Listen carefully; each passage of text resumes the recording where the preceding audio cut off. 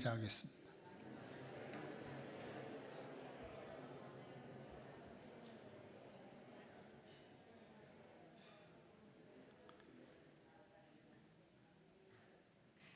오늘도 지난주에 이어서 그리스도인의 품격이라는 제목으로 함께 은혜를 나누고자 합니다. 지난주에 품위와 품격에 대한 말씀을 드렸습니다. 품위는 그 사람의 지위에 걸맞는 위엄이나 기품을 가리켜 품위라고 한다라는 말씀을 드렸습니다. 이 품위는 다른 사람에 의해서 평가가 되는 거다라는 말씀을 드렸습니다. 그런데 반면에 품격은 그 사람됨의 내면에서 우러나오는 인격이나 격식 그리고 그런 가치관들을 포함해서 타고난 외적 요소들, 세련됨 그리고 고상함, 우아함까지를 포함하는, 그래서 나타나는 것이 품격이다라는 말씀을 드린 바가 있습니다. 이거 성경적으로 해석을 하면 품격은 하나님의 형상을 닮은, 그래서 우리 인간이 인격적으로 성숙하고 그리고 품위 되어 있는 모습으로 사는 것을 가리켜서 품격이다, 그리스도인의 품격이다라고 얘기를 합니다. 다시 말씀 안 드려도 지난주에 말씀을 드렸으니까 품위와 품격에 대한 얘기를 아시게 될 줄 믿는데요. 이 품자를 이렇게 한문으로 보면 입구자가 세 개가 모아져서 품자가 됐잖아요. 이게 무슨 의미냐면 입들이 모아진다, 언어가 모아진다, 쌓여진다, 그런 얘기 뜻이 되거든요. 그러니까 이 품격의 이 품자는 언어와 굉장히 밀착된 부분이 있습니다. 격은 격식 격자인데요. 이것은 의미가 바로잡다라는 의미가 내재되어 있습니다. 그래서 그걸 합치면 우리가 신앙적으로 볼 때 이것을 합치면 품격은 뭐냐? 하나님의 말씀을 따라 자신의 삶과 언행을 바로잡는 것이 품격이다라고 이야기를 할 수 있겠죠. 존 우드는 이런 말을 했습니다. 거기에 대해서 품격이란 뭐냐? 편안할 때 형성되는 것이 품격이라기보다는 어려운 상황에서 드러나고 나타나는 것이 품격이다라고 얘기를 했습니다. 성경도 이런 얘기들을 하고 있고요. 그러니까 그리스도의 품격은 세상이 말하는 성공과 그런 명예로 형성되는 것, 그게 아니라 고난과 역경과 시련 속에서 여전히 자기의 신앙적 태도와 가치를 가지고 그렇게 신앙인으로서 합당해 사는 것이, 그걸 가리켜서 품격이라고 본다라고 하는 것이 맞는 얘기입니다. 꽃의 품격은 아름다움에 있고 또 향기에 있죠. 그런 것처럼 그리스도인들도 그런 품격을 지니고 살아야 된다. 그래요. 장로님만 아멘하네. 그리스도인의 품격을 가지고 사시기 바랍니다. 유명한 사람들이 이 품격에 대해서 얘기한 걸 몇 가지 소개하면, 존 스토트 목사님은 이렇게 얘기했습니다. 그리스도인의 품격은 성령의 열매로 나타나며, 할렐루야. 성령의 열매가 없으면 품격이 미달되거나 없거나 그렇다는 얘기와 똑같습니다. 그렇죠? 품격은 성령의 열매로 나타나며 이는 외적인 성취보다 내적인 성숙에 의해서 평가가 된다라고 얘기를 했고, 여러분 잘 아시는 마틴 루터는 뭐라 했냐면, 그리스도인의 품격은 신앙과 사랑의 조화 속에서 나타나는데, 신앙과 사랑의 조화 속에서 나타나는데, 신앙은 하나님의 관계를, 그리고 사랑은 이웃과의 관계를 세운다라고 했습니다. 동의하시죠? 네.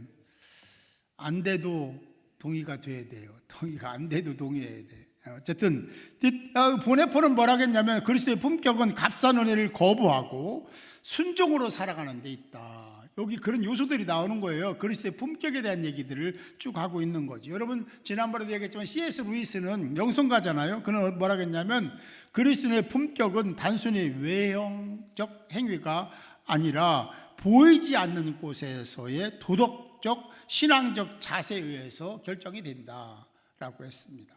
사람들이 보이는 데는 잘하잖아요. 보이지 않는 데서는 잘하죠? 어쨌든 보이지 않는 곳에도 잘하는 것이 그리스도의 품격을 결정하는 것이다라는 얘기를 하고 있습니다. 교회에서 품격 없이 하는 사람은 거의 없을 거예요. 그렇죠? 근데 나가서 집에서 직장에서는 가끔 있을 거예요. 그렇죠?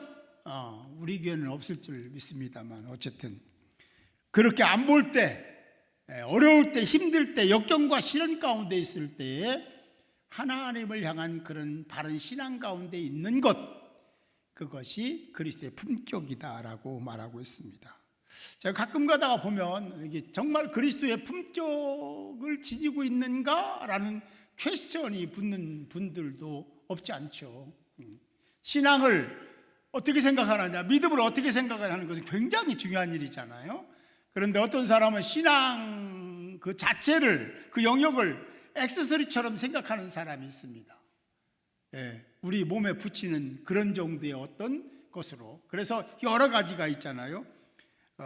돈도 벌어야 되고, 사업 잘 돼야죠. 잘 되시기 바랍니다. 직장 생활도 잘해야 되고, 가정이 행복해야 되고, 자녀들도 챙겨야 되고, 이런 것들을 다 열거하고 마지막에 액세서리처럼 그냥 신앙을 이런 것이다라고 치부해버리고 안 하면 찜찜하고 뭐 그냥 적당히 대충 하자라는 쪽에 생각을 하는 경향이 있다는 거예요. 하나님이, 우리 주님이, 성령님이 절대로 인정하지 않는 영역입니다. 굉장히 그 부분에 대해 민감하시죠. 우리는 그걸 하지 말라는 게 다 하세요? 다 잘 돼야 됩니다. 그런데 제일 상위에 하나님과의 신앙을 먼저 놓으시기 바라요. 이건 우선순위입니다. 이걸 바꾸면 안 돼요. 가정보다도, 자녀보다도, 남편보다도, 아내보다도, 우리 부모님보다도, 돈 버는 것보다도 상위에 있어야 되는 것이 바로 신앙이고 믿음인 줄 믿으시기 바랍니다. 그래야 하나님 역사하시는 거예요. 그래야 도와주시는 거예요. 그래야 일하기 시작하시는 거예요. 그걸 모르면 거꾸로 가요. 거꾸로 가면 하나님이 중단하십니다. 중단하시는 거예요. 이 순서만 제대로 잘해도 하나님의 사랑을 받고 은혜를 누리고 하는 일도 하나님이 도와주시면, 내가 할 수 있는 일은요 열심히 하는 것밖에 없지만 하나님은 결과를 만드시는 분이잖아요. 근데 하나님께 그렇게 그런 마음으로 신앙생활하면 하나님이 여러분들의 미래를 활짝 열어주실 줄 믿으시기 바랍니다. 그런데 이 품격은 아리스토텔레스가 뭐라겠냐면, 품격이라는 걸 우리 신앙적 입장보다는 그 얘기한 게 뭐냐면, 그냥 품격이 형성되는 게 아니라 매일매일 순간순간 반복적인 행동을 통해서 품격이 형성된다라고 얘기를 했습니다. 이렇게 보면 그리스도인의 품격에 대해서 얘기할 수 있을 거예요. 사회적인 스펙이나 재력이나 권세나 명예나 이런 것으로 정해지는 것이 아니라, 도덕적 윤리적인 어떤 것으로 형성되는 것이 아니라 그것보다 상위에 있는 어떤 것으로 형성되더라. 할렐루야. 그게 신앙이고 믿음이고 하나님이고 주님이시죠. 우리는 그렇게 세상 사람들이 알지 못하는, 믿지 못하는 주님을, 하나님을 믿고 있고, 하나님을 하나님 아버지라고 부르고 있습니다. 이것같이 큰 게 없어요. 이거 지식이 없고 똑똑하지 못해서 못 믿는 게 아니에요. 이게 믿어져야, 성령이 역사하셔야 예수를 믿고 십자가의 은혜를 알고 하나님 말씀을 따르는 거예요. 굉장히 탁월함입니다. 특별함이에요. 여러분들은 모두 이렇게 교회 공동체 그냥 다니는 게 아니라 구원받은 하나님의 사람으로 자신의 믿음의 구원의 확신이 있는 사람들이라면 정말로 행복한 사람이에요.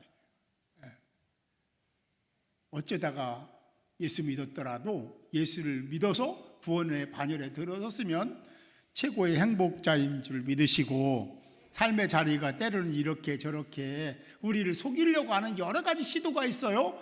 그러나 그런 역경과 시련과 좌절 가운데 누가 계십니까? 제가 늘 얘기해, 그 안에 주님 계십니다.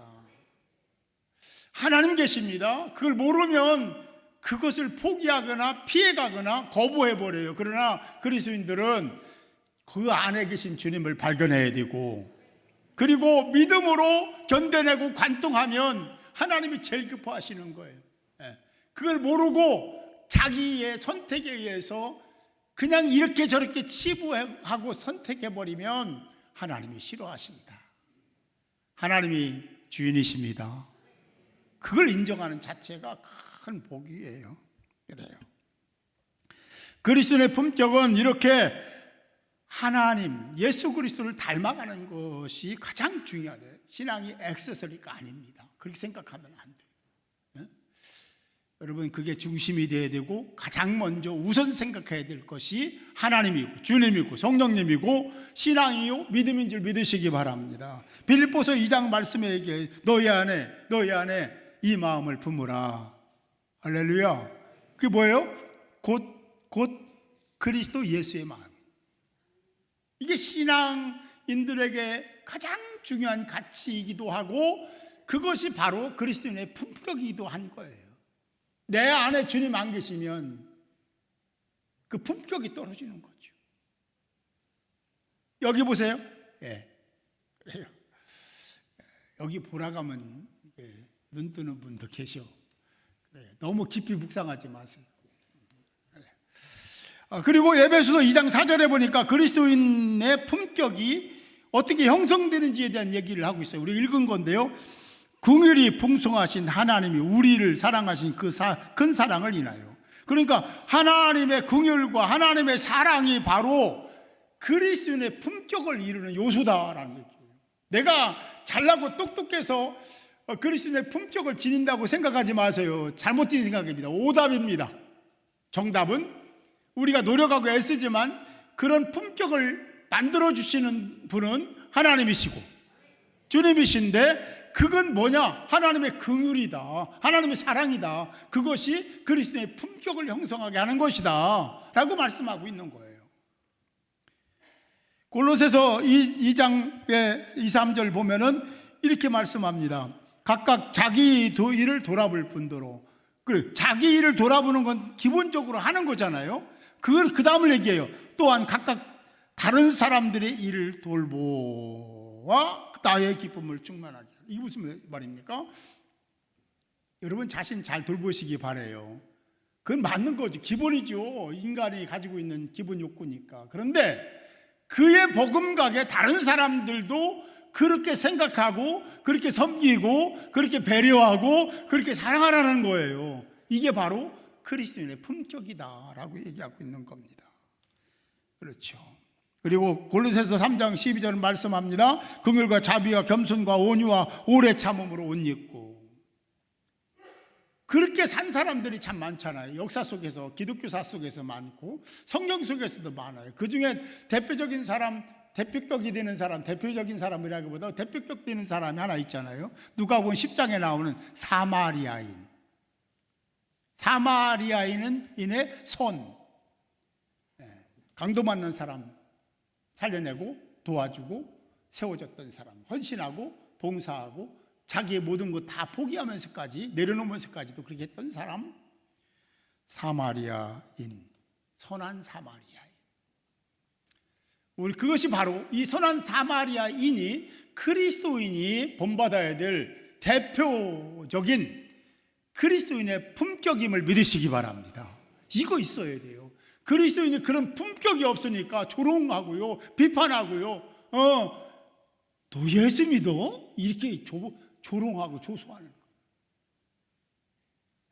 그런 마음을 가지고 살면, 그래서 예수 그리스도 안에서 온유하고 겸손하고, 할렐루야, 성령의 열매를 맺는 사람이라면 세상 사람들이 함부로 그렇게 말하지 못합니다. 그래요. 오늘 본문에 보면 8절 9절에 이미 읽으면서 다 그렇게 뜻을 생각하며 읽었겠지만 제가 빨리 읽을 거니까 여러분 다시 한번 새겨보세요.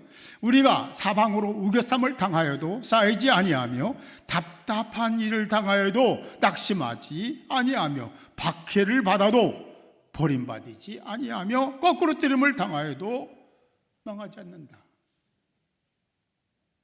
할렐루야. 이런 사람 돼야 되는 거 아니에요. 이런 사람이 그리스도인의 품격을 가지고 있는 사람입니다. 근데 하나님이 이걸 보장해 주셨습니다. 하나님 사람들에게는 다 이렇게 될 수 있도록 하시겠다는 겁니다. 근데 어떤 사람은 그렇게 되고 어떤 사람은 안 되는 경우는 왜일까요? 하나님께 문제 있습니까? 주님이 문제예요? 아니면 성령님의 문제입니까? 우리가 잘 알아야 돼요. 하나님 말씀은 영원합니다. 진리입니다. 변화되지 않습니다. 근데 그 속에서 생각해야 되잖아요. 이게 우리의 문제인지 그 사람의 문제인지 하나님의 문제인지를 생각해야 되지 않겠습니까? 사방으로 우겨쌈을 당하여도 쌓이지 아니하며, 우겨쌈이라는 것은 어떤 거냐면 압축되고 압박을 당해서 아주 짓눌려서 견딜 수 없는 상태를 가리켜서 이렇게 얘기하는 거. 사방으로 우겨쌈을 당한다. 우겨쌈이라는 게 그런 거예요. 그러니까 그 속에서 얼마나 고통이 있고 얼마나 많은 스트레스를 받겠습니까? 그런 상태를 가리키는 건데요. 그래도 쌓이지 아니하며. 할렐루야. 이거는요 하나님이 하시겠다는 거잖아요. 주님의 은혜잖아요. 여기 이 앞에 있는 조목사만 그런 게 아니라 모두가 다 똑같습니다. 우리는 자꾸 보이는 것으로 평가를 하려고 그래요. 절대 그러면 안 됩니다. 하나님의 관점, 하나님의 시선, 그런 믿음으로 그렇게 사람을 보고 세상을 봐야 되는 것이 맞는 거잖아요. 그런데 우리는 자꾸만 저분은 사장님이야, 막 회장님이, 저는 돈이 많대, 막 이런 거 가지고 평가하려고 그래요. 여러분 그런 거 아닙니다. 하나님은 그렇게 평가하신 적이 한 번도 없습니다. 그걸 꼭 아셔야 돼요. 그래서 여기에서뿐만 아니라 사회에서 살면서도 다른 사람을 함부로 대하면 안 되는 거예요. 어쨌든 답답한 일을 당하여도 낙심하지 아니하며, 답답한 일은 이거 어떤 거냐면 가다 보니까 요즘엔 내비가 있어도 괜찮은데요. 가다 보니까 길이 모르겠어. 왜냐하면 갈래길이 여러 개야. 이거 어디로 가야지? 반드시 가야 되나? 오른쪽인가 왼쪽인가? 답답하잖아요. 이런 상태를 얘기하는 겁니다. 그러니까 얼마나 당황하고 당혹스럽겠습니까? 이런 상태에 빠진 상태를 가리켜서 답답한 일이라고 했습니다. 그래도 낙심하지 않는 것, 그것이 바로 품격이다. 그리스도인의 품격이다. 왜? 하나님이 도우실 거니까, 주님이 책임지실 거니까. 그런 자세와 믿음을 갖고 있는 것이 그리스도인의 품격이라고 얘기하는 겁니다. 박해를 받아도 버림받지 아니하며, 쫓기고 핍박을 받아 힘들고 고통스러워. 그런데 결국 그걸로 인해서 좌절하고 낙심하고, 그래서 이렇게 저렇게 실패하고 버림받는 게 아니라 그럴 일 없다. 왜? 하나님이, 주님이 손잡아 주신다. 할렐루야. 이걸 믿으세요. 하나님이 믿는 자에게 역사하십니다. 믿지 않는 자에게 역사하신 적이 한 번도 없습니다. 그러나 믿는 자를 외면하신 적도 한 번도 없다는 사실입니다. 이걸 꼭 기억해야 됩니다. 거꾸로 팀을 당해도 망하지 아니하고. 할렐루야. 그게 그리스도인의 품격 때문에 형성되는 거예요. 그렇습니다. 역경과 시련 속에서도 품격을 지키고 살았던 믿음의 선진들이 많았죠. 그런 것처럼 우리도 그래 살아야 돼요. 바울도 그래 살았고, 바울이 지금 고린도 교회를 향하는 이 말씀이 고린도 교회 상황에서 그렇게 할 수밖에 없는 바울의 입장을 우리는 이해해야 되고, 그 말씀이 곧 지금 저와 여러분들이 들어야 되는 하나님의 거룩한 말씀임을 믿으시기 바랍니다. 그래요. 에베소 2장 4절을 다시 한번 우리가 보면, 긍휼이 풍성하신, 풍성하다는 것은요 제한이 없다는 거예요. 무한하다는 거예요. 측량할 수 없다는 거예요. 긍휼이 풍성하신 하나님이 우리를 사랑하신 그 큰 사랑을 인하여라고, 그것으로 인하여 하나님의 긍휼, 영원한 말을 측량 불가능한 그런 긍휼이, 또 하나님의 헷세대의 사랑, 아가파우의 사랑이 저와 여러분들의 품격을 만드시는 거다. 할렐루야. 네. 자꾸 내가라는 얘기하지 마세요. 교만입니다. 제가 자꾸 교만이라고 하잖아요. 자기를 드러내고 자기 인정받으려고 하고 자기를 위해서 뭐하고, 이 잘못된 거예요. 하나님을 위해서 하시고 주님을 위해서 하시고 공동체를 위해서 다른 사람을 위해 하시기 바랍니다. 그러면 하나님이 여러분 자신을 위해서 일하시기 시작하십니다. 내가 하는 것이 더 완전할까? 하나님이 여러분을 일하시는 것이 완전할까요? 그 평가보다는 사람 없죠? 하나님이 하실 때 놀라운 일이 일어나게 될 줄 믿습니다. 그래요. 그렇게 형성된 품격이 있어요. 그러면 그걸 어떻게 지켜야 되는지, 유지해야 되는지, 다시 종합의 의미도 있지만 말씀드리면, 하나님을 향한 그 신실한 믿음이 흔들리지 않도록 그걸 유지하고 지켜야 될 줄 믿습니다. 또 하나는 고난이 와요. 고난이 오면 왜 나는 이런 일들만 일어나지? 이 자체가 불신앙입니다. 하나님은 이유가 있어요. 목적이 있어요. 그 과정일 수 있어요. 그렇잖아요. 그걸 그냥 믿음으로 긍정으로 받아들이시기 바랍니다. 그리고 정 힘들면 하나님, 그럼 제가 어떻게 해야 됩니까? 하나님께 물으세요. 그게 기도잖아요. 하나님, 제가 모르겠어요. 이거 어떻게 해야 되죠? 이게 참 진짜 기도거든요. 하나님, 이거 해결해 주세요. 복 주세요. 그러지 말고요. 하나님께 물어보세요. 제가 어떻게 해야지 하나님 마음에 드는 거고 바른 것입니까? 물어서 하나님 주시는 지혜를 가지고 사는 자가 진짜 하나님의 사랑을 받는 자일 줄 믿습니다.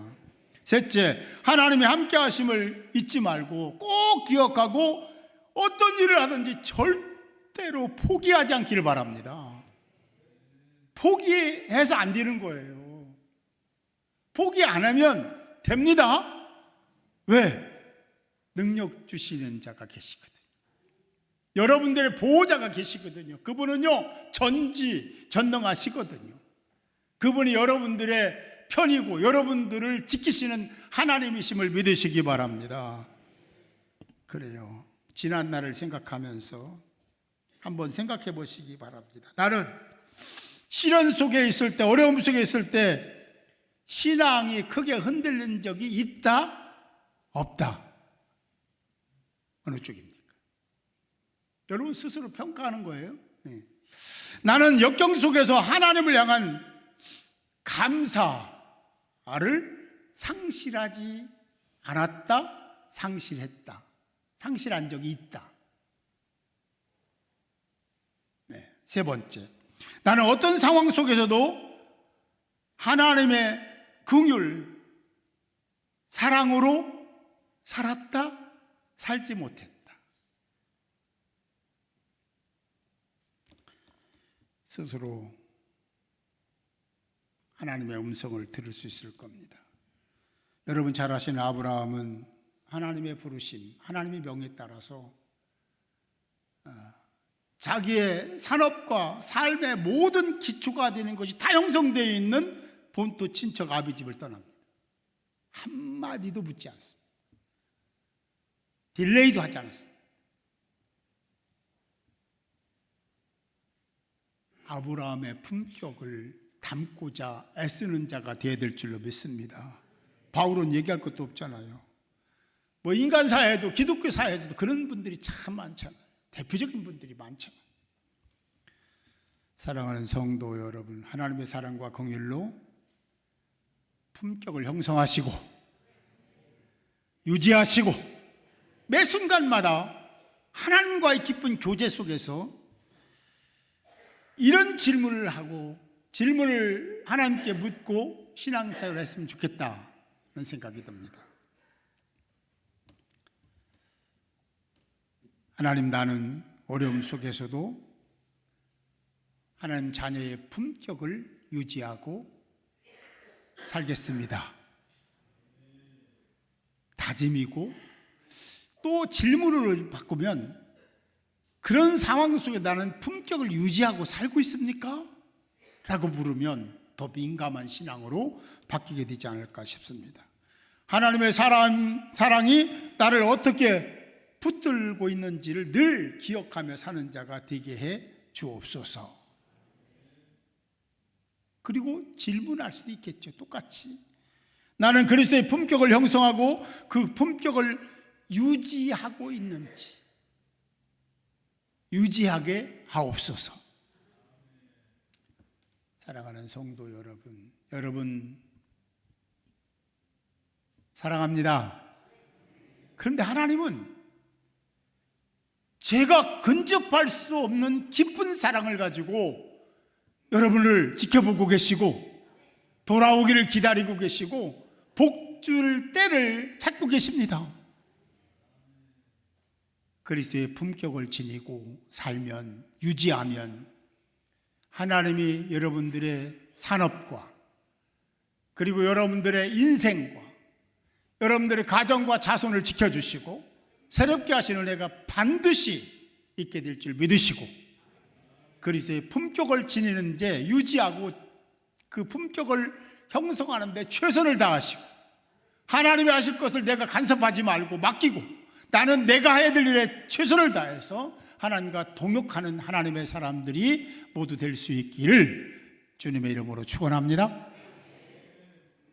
기도합니다. 하나님